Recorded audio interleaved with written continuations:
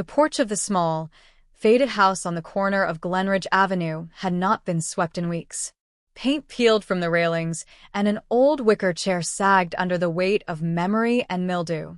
At dusk, a figure sat there almost every evening, thin, with sun-leathered skin and eyes that looked too far away to be reached. Her name was Clarissa Mayhew.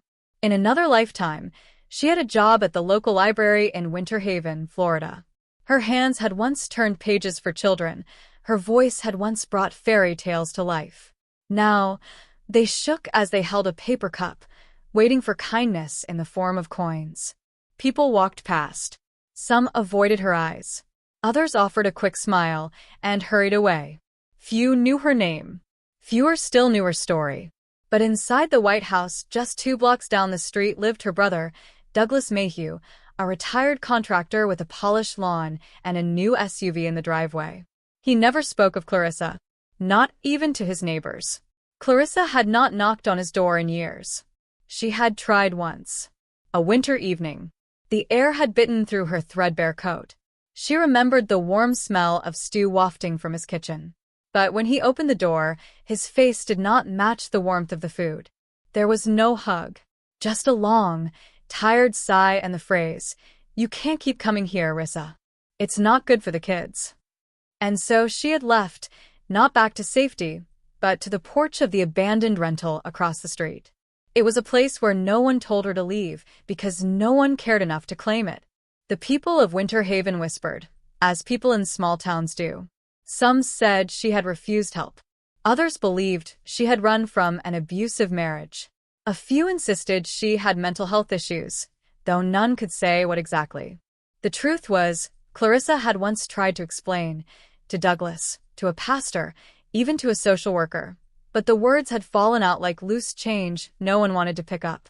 Now, as fireflies blinked in the growing dark and sprinklers hissed across manicured lawns, Clarissa sat on her porch with a silence she had grown used to. A silence so deep, it had started to sound like home. But across town, someone had noticed her absence at the library's community board. A volunteer named Mia Dela Cruz, barely 20 and full of a stubborn hope, had begun asking questions no one wanted to answer. And questions, especially in towns like Winter Haven, have a way of stirring up things long buried.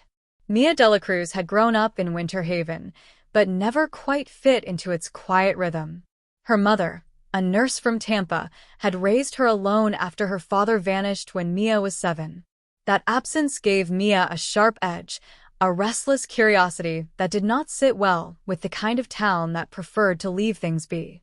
She first noticed Clarissa during her volunteer shifts at the library. Clarissa would come in every other Friday, returning the same 3 books, a romance novel, a biography, and a children's story she never explained. She barely spoke, but her eyes always lingered on the community board, especially the flyers about affordable housing and food drives. And then suddenly she stopped coming. At first, Mia assumed Clarissa had found help. But a week turned into 2, and the chair Clarissa used to occupy in the reading corner remained empty. The library felt colder somehow, missing something unspoken. So Mia asked around. Most people waved her off. "She's just a homeless woman," said one librarian. "She has family, said another. "Lives right here in town. That brother of hers? Has a nice house. Must be a reason she's not there." That was the crack Mia slipped through. That must be a reason. No one knew what the reason was. No one cared enough to ask. But Mia did. She walked the 2 blocks from the library to Douglas Mayhew's home on a humid Tuesday afternoon. The house stood proud and polished behind its trimmed hedges. American flag on the porch. Garden gnomes under the hibiscus. She rang the bell. Waited. When the door opened, Douglas stood behind the screen, his face tight and unreadable. "Yes." "Hi, sir. "My name's Mia Dela Cruz. I volunteer at the library, and I'm looking for Clarissa. She hasn't been by in weeks and—" His voice was sharp, immediate. "She's not here." Mia blinked. "I know she doesn't live with you. I was just wondering if—" "She's not your problem," he said. "She made her choices." Then, he shut the door. Not rudely. Just finally. as if this was a chapter he had closed long ago. Mia stood on the porch for a full minute before leaving. Something about the way he spoke, the way he used her name like it was a burden, unsettled her. People do not usually get angry that fast unless they have something to hide. She walked back slowly, her thoughts loud and tangled. That night, she opened her old school laptop and began searching. Court records, police reports, shelter logs, anything.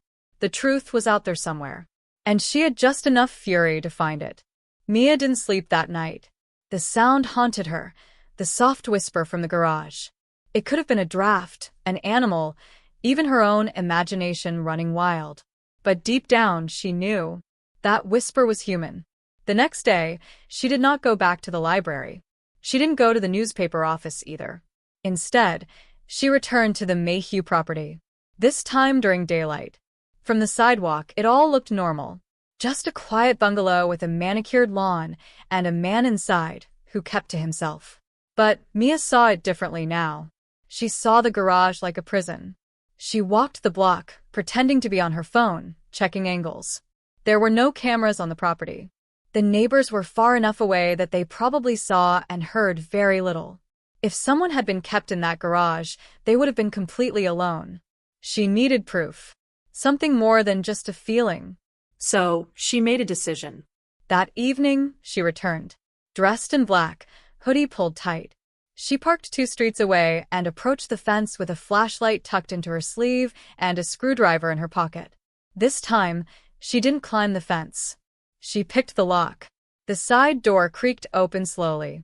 Inside, the air was thick and musty. The room hadn't changed. The chairs still faced the wall. The bucket was cleaner than she expected. Too clean. Mia stepped in carefully, heart pounding so loud, she thought it would give her away. "Hello," she whispered. Silence. Then, A rustle. From behind a curtain that looked like it separated the back third of the garage. Her breath caught. She tiptoed closer and pulled the fabric aside. And there she was. Clarissa Mayhew. Older than the photograph, thinner, her gray hair tied back with a faded ribbon. Her eyes were wide, alert, but not frightened. She didn't scream. She stared at Mia, then whispered, "Are you real?" Mia nodded, tears rising. yes. "I'm here. You're safe now." Clarissa shook her head slowly. "He's not gone. He always comes back before dark." Mia turned to run, to pull Clarissa out with her, but Clarissa grabbed her wrist. "He'll find you too. He doesn't forget." The warning chilled her, but Mia was resolute. "We'll get help. Right now." She led Clarissa out, slowly, helping her over the fence. They moved together, hunched, into the shadows, back to Mia's car. They didn't speak until they were miles away on the edge of town. Mia pulled into a petrol station parking lot, switched off the engine, and turned to her. "Why didn't you leave sooner?" Clarissa stared out the window. "I did once," she said quietly. "And he found me." Mia's stomach twisted. "How long have you been there?" Clarissa didn't answer right away. Then she whispered, "Since 2012. 13 years. 13 years locked away in silence, with only old photographs and the scent of Florida rain creeping under the door." Mia sat back, stunned. And then her phone buzzed. Unknown number. She didn't answer, but she saw the message. "You shouldn't have taken her." Her blood turned cold. Douglas knew. He knew. The police station in Clearwater was quiet, the scent of stale coffee and disinfectant hanging in the air. Mia sat across from Officer Linda Ruiz, a seasoned cop with tired eyes and a cautious manner. Clarissa sat beside her, wrapped in a blanket provided by the station. She hadn't said a word since they arrived. Mia told Officer Ruiz everything. The newspaper, the locked garage, the message. She showed her the photographs she had taken inside the garage, proof that Clarissa hadn't just run off all those years ago. Ruiz listened, made notes, and nodded slowly. "It's a strong report," she said at last. "But it's her word against his. And she has been legally declared dead for over 5 years. This will take time to unravel." Mia's frustration flared. She was a missing person, not a runaway. And now she's here. Ruiz tapped her pen against the desk. I believe you. But the law is slower than you'd like. Clarissa finally spoke, her voice as thin as mist. He used to take me to the swamps. Said no one would find me if he ever left me there. Mia's eyes widened. What did he do to you? Clarissa didn't answer. Her gaze drifted to the corner of the room, far away. That night, they were placed in a safe house. A small, tucked-away bungalow near the edge of the wetlands, surrounded by cypress trees and chirping frogs. A social worker came to check on Clarissa, but even she seemed unnerved. Clarissa barely ate, barely slept. She kept pacing near the windows, as if watching for someone. Mia lay awake on the couch, scrolling through her phone, trying to find any public record of Douglas Mayhew's arrest, his background, anything. But the man was a ghost. No history, no mugshots, nothing but that real estate smile. Suddenly, Clarissa screamed. Mia bolted upright and ran to the kitchen. Clarissa was on the floor, trembling. He was here, she gasped. He was by the window. Mia rushed to look, but there was no one. Just trees and fog. They called the police. Again. But when Officer Ruiz arrived, she found nothing. No footprints. No signs of a break-in. If he was here, he's clever. He's not just clever, Clarissa whispered, clutching Mia's hand. He's patient. Ruiz left them with a squad car patrolling the area, but Mia could feel the shift in the air. This wasn't over. Not even close. The next morning, Mia decided to take matters into her own hands. She visited the Clearwater Public Archives, hoping to dig into property records. There, she found something strange. The Mayhew house, registered not to Douglas, but to someone named Raymond Keyes. She checked further. Keyes had sold the house in 2011 to an anonymous trust, but Douglas had been living there ever since. Mia brought the findings to Ruiz, who raised her eyebrows. Fake name? Shell Trust? That's a whole other layer of deception. We'll look into it. Still, Ruiz warned her to stay away from the house. Don't go back there. If he's watching you, he'll know you've been digging. But Mia was too deep in it now. She couldn't stop. That evening, she received another text. You're good at this, but not good enough. This time, there was a photo attached. It was Clarissa, standing by the kitchen window, taken from outside. Mia did not sleep that night. She sat at the kitchen table of the safe house, eyes fixed on the image on her phone. Clarissa, frozen in fear by the window, the photo taken in complete silence. At dawn, Officer Ruiz returned with a more serious tone. The photo was enough for them to apply for a temporary protection order, but it was still not enough to detain Douglas Mayhew. There was no direct evidence linking him to the message. Do you have anywhere else to go? Ruiz asked carefully. Mia shook her head. We thought this was the safest place. Ruiz lowered her voice. There's an old ranger station out in the Brooker Creek Preserve. We use it sometimes when moving witnesses off the radar. It's remote, quiet. The ranger station was tucked deep within the wetlands, surrounded by miles of tangled brush and narrow trails. No neighbors. No roads nearby. Mia agreed immediately. Clarissa didn't protest. Her silence had grown heavier, like something inside her had been locked shut. They arrived before sunset. The station was rustic but clean, with strong locks and solar-powered lights. A deputy stayed with them that night. But as the wind rustled through the cypress, Mia couldn't shake the sense of being watched. That evening, she went outside for air and noticed something strange in the mud by the front steps. Footprints. She called the deputy, who inspected them with a frown. Could be animal tracks. Could be old. Hard to tell. But Mia knew better. The next day, Clarissa began to speak more. Slowly. Brokenly. And her words were like shards of glass. He would take me out there, she said, eyes unfocused. To the swamp. Said if I told anyone, I'd never come back. Mia listened in silence. There's a place he called the chamber. Deep in the mangroves. A shack. He locked me in there sometimes. Said he was fixing me. Making me right. Mia's skin crawled. Where is it? I don't know. I never saw it properly. He used to cover my eyes on the way there. That night, Mia made a decision. She found a map of Brooker Creek and marked every old shack, every forgotten ranger post. If he had used the swamp before, maybe he had never stopped. She waited until Clarissa was asleep. Then she left the ranger station with nothing but a torch, her phone, and the map. She trekked through the tangled paths, boots sinking into wet leaves, every shadow a threat. Owls hooted above. Something splashed nearby. Then, after nearly an hour, she saw it. A structure. Small. Wooden. Hidden between twisted roots and vines. Her breath caught in her throat. She stepped closer. The door was slightly ajar. Inside was darkness, and the overwhelming stench of decay. Mia turned on her torch and gasped.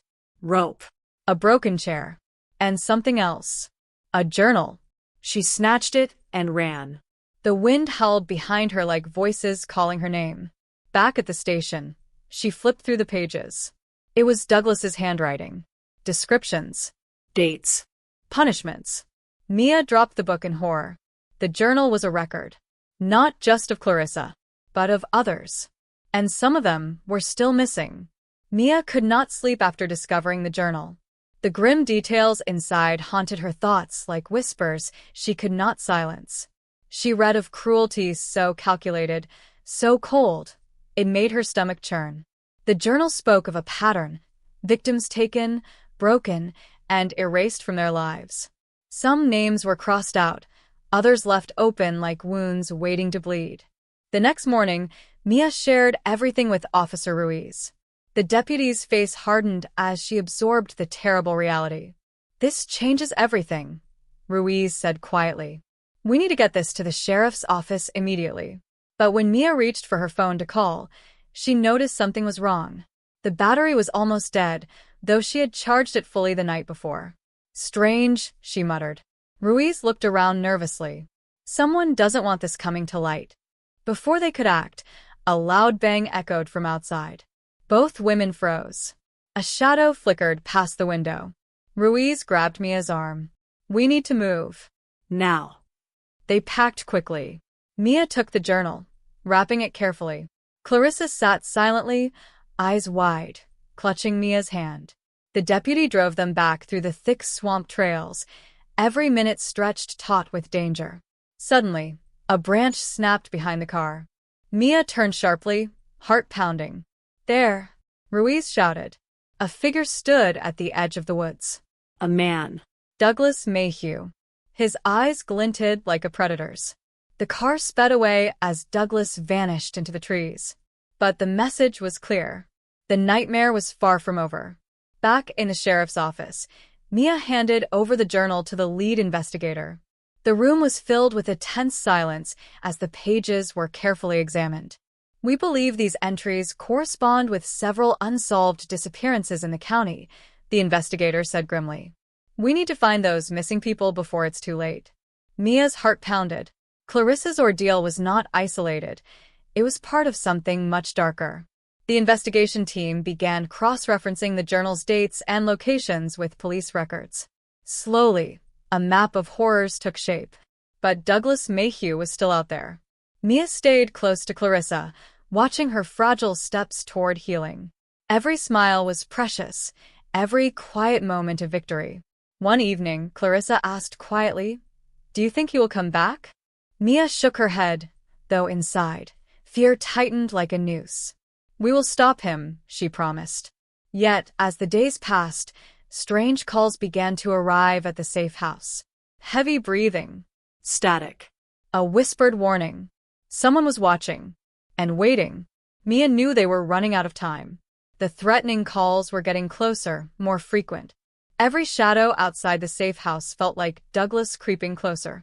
Officer Ruiz arranged for additional security, but Mia felt it was not enough. She needed a plan to end this nightmare once and for all. She reached out to the local news station, hoping to expose Douglas and warn others. But the station hesitated, worried about legal risks and safety. Mia decided to act alone. She set a trap. Using Clarissa as bait was the hardest choice she had ever made. But Clarissa agreed, driven by a desperate hope for freedom. They staged a call from Clarissa's phone, pretending she was alone and vulnerable. Hours later, a figure emerged from the shadows near the safe house. Douglas. Mia held her breath as she called the sheriff's deputies. The trap was set. But would they catch the monster? The deputies arrived swiftly, surrounding the area with precision. Douglas stepped into the clearing, unaware the trap had closed around him. Mia felt her heart pounding as she watched the man who had terrorized so many finally face the law. Douglas tried to flee, but the deputies were prepared. Within moments, he was handcuffed and led away. Clarissa cried silently, relief washing over her. The nightmare that had shadowed her life was ending. In the weeks that followed, the community rallied together, supporting the victims and vowing to never forget.